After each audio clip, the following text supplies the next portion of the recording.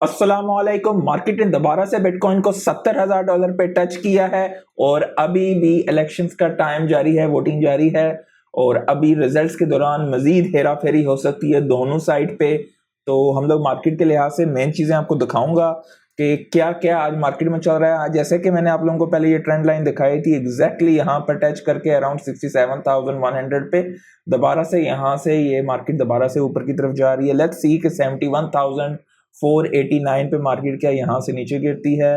I personally believe के हमें यहाँ पर कुछ इस तरह की मूवमेंट्स और फाइनली 2-3 ट्राइज और फिर एकदम हम लोग ऊपर की साइड जा सकते हैं। और अगर इस दौरान आप कह दें कि डोनाल्ड ट्रंप की जैसे ही कामयाबी आती है, कामयाबी अगर उसका पता चलता है, तो प्रोबेबिलिटी है कि हम लोग सीधे यहाँ से रॉकेट्स हो सकते हैं। लेकिन अगर इलेक्शन उम्मीदों के बरखिलाफ कमला हैरिस जीतती हैं तो हम लोग यहाँ से एक स्टीप रैली क्या बोलते हैं डाउनवर्ड ट्रेंड को देख सकते हैं।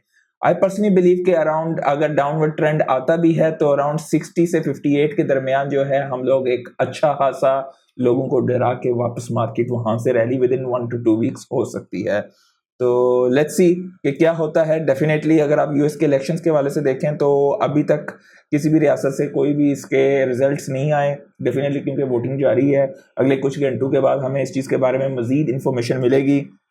फोरकास्ट के हवाले से देखा जाए तो ट्रंप के इस वक्त 60.5% चांसेस हैं और कमाला हैरिस के 39.7% चांसेस हैं और पॉली मार्केट पे। और पॉली मार्केट पे ये एक बंदे हैं ZXGNGL, जिनका मतलब अपना नाम वगैरह जो कुछ इन्होंने रखा हुआ है, डेफिनेटली अपनी ट्रू आइडेंटिफिकेशन को कोई भी शो नहीं करता है। इन्होंने बेटिंग की है ट्रंप के लिए 18 मिलियन की, जिसमें पोटेंशियल पे आउट उन्हें मिल सकता है 29.5 मिलियन का। करंटली ये one of the largest Trump wager हैं इस प्लेटफॉर्म पे। और डेफिनेटली बिटकॉइन अगर आप ये क्रिप्टो रोवर का देखें तो bitcoin is still trading above this massive down trend. So don't get fooled by election volatility. Definitely अगर आपने लेवरेज नहीं उठाया हुआ है, स्पोर्ट में बाइंग की हुई है, तो जैसे कि मैंने आपको पहले यहाँ पे बताया, अभी भी यहाँ से ट्रेंड से ऊपर ही है। तो ऐसी कोई चीज़ अभी तक फिलहाल हमें घबराने की इसमें नहीं है, ठीक है। और अगर हम बाकी बात करें इसके अलावा मार्केट में, तो ऑल्ट कॉइन्स आप देख सकते हैं कि हर तरफ हरियाली है और ज़्यादातर मीम कॉइन्स का जो है इस वक्त पड़ला बारी है। इलेक्शन के दौरान आप देख सकते हैं जितना आप डाउन द लाइन जाते जाएंगे तो आपको काफ़ी कुछ दिखाई देगा। सिग्मा मिग्मा ये काफ़ी सारे कोक ये सब कुछ मतलब चल रहा है इस वक्त। तो अभी तक हम ये नहीं कह सकते हैं कि क्योंकि ज़ाहिर इलेक्शन होंगे, हमें 100% पता चलेगा, उसके बाद ही बड़ा पैसा मार्केट में आएगा। और अगर हम फेयर एंड ग्रीड की बात करें तो अभी भी हम ग्रीडी हैं, लेकिन अगले 6 घंटे के बाद हमें सही पता चलेगा। जैसे जैसे सिचुएशन मज़ीद इवॉल्व होती जाएगी तो क्लैरिटी आती जाएगी, उसके लिहाज सारा कुछ होगा। टेथर के सीईओ ने ये पिछले अर्से में कुछ खबरें थी कि टेथर शायद अपनी ब्लॉकचेन बनाएगी और उन्होंने इस वक्त इस चीज़ को रद्द कर दिया है कि हाँ भाई हम लोग जो है इंटीग्रेशन अक्रॉस मल्टीपल नेटवर्क्स जो है करना चाह रहे हैं instead of being centralization with its on blockchain. तो ये एक अच्छी चीज़ है अगर वाकई ये बात सच्ची है तो। लेट्स सी 21 शेयर के हवाले से, इथीरियम के हवाले से ये कह रहे हैं कि Ethereum is Amazon 2.0 with 320 billion market cap. जिन दोस्तों को नहीं मालूम, जब Amazon था तो उसमें भी एक बहुत ज़्यादा गिरावट आई थी अर्ली डेज ऑफ Amazon की। जिन लोगों ने शेयर होल्डर, जिन लोगों ने उस दौरान सेल नहीं किया था, उसके बाद दोबारा से जब Amazon उठी थी तो इन्होंने लोगों को मिलियनर बनाया था। तो वो इथीरियम के हवाले से भी इसी तरह की एक राय रखते हैं कि इथीरियम भी Amazon 2.0 है, जिसकी मार्केट कैप इस वक्त गालिबन 320 बिलियन के आसपास है, मिलियन नहीं बिलियन। स्मेलर साइंटिफिक जो है ये कह रहे हैं कि लेजर फोकस्ड हैं बिटकॉइन पे, इनके सीईओ बेसिकली कह रहे हैं। तो डेफिनेटली बिटकॉइन पे अभी आजकल सारे ही बड़े अदारे जो हैं लेजर फोकस्ड हैं कि कहाँ जाएगी और कितना हम एक्यूमुलेट कर सकें, क्योंकि मार्केट में इतना है ही नहीं है। रोबिनहुड, क्रैकन और पैक्सस जो है वो भी अपना एक ग्लोबल डॉलर स्टेबल कॉइन का नेटवर्क जो है लॉन्च करने चाहते हैं।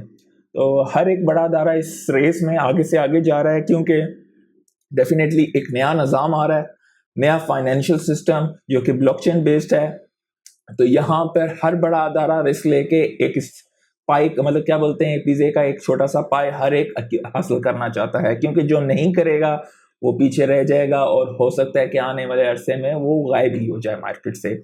जिस तरह पहले दौर में जब कंप्यूटर का दौर अर्ली दौर शुरू हुआ था तो उस दौर में इंटेल वगैरह कितने चढ़ रहे थे, लेकिन जिस तरह एनवीडिया ने तरक्की की है इस वक्त, इंटेल के शेयर होल्डर्स चीज़ को अच्छी तरह से समझ सकते हैं कि इंटेल के कितने बुरे हालात हैं, यहाँ तक कि यूएस की हुकूमत जो है हो सकता है उन्हें बेल आउट करे।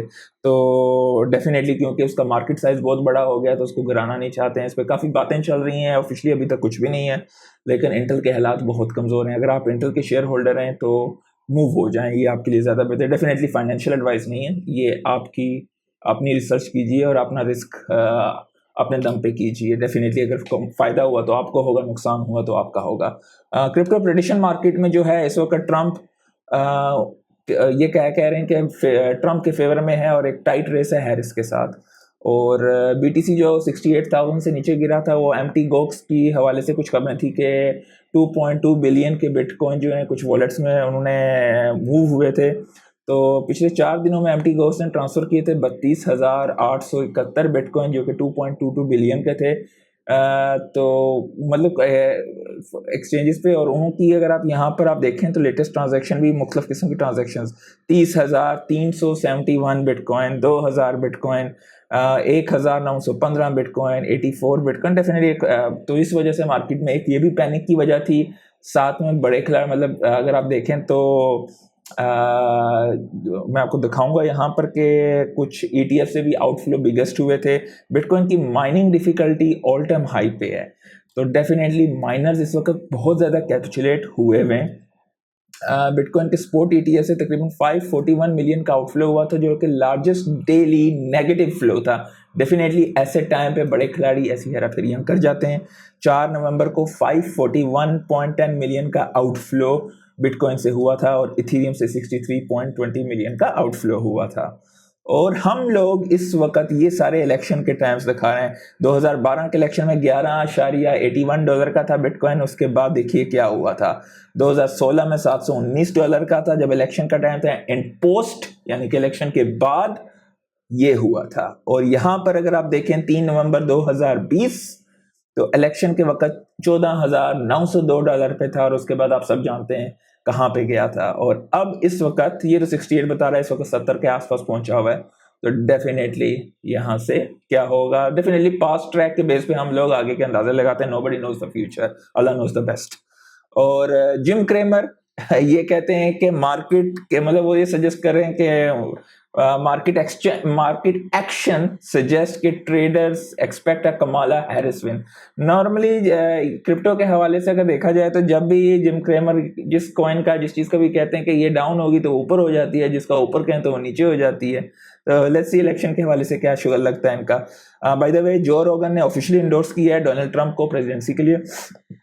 और बाइनेंस और सीजी के लॉयर्स उन्होंने एक फाइल मोशन मतलब किया है कि डिसमिस SEC जो है बार बार कभी कुछ कर देती है, कभी क्लैरिटी नहीं होती है उसकी रेगुलेटर, उसके हवाले से जो है उन्होंने जो है to dismiss SEC amended compliance slamming SEC for lack of regularity clarity, वही रेगुलरिटी क्लैरिटी के हवाले से। तो डेफिनेटली आगे अगर हुकूमत चेंज होती है तो डेफिनेटली उस चीज़ में भी काफ़ी कुछ होगा।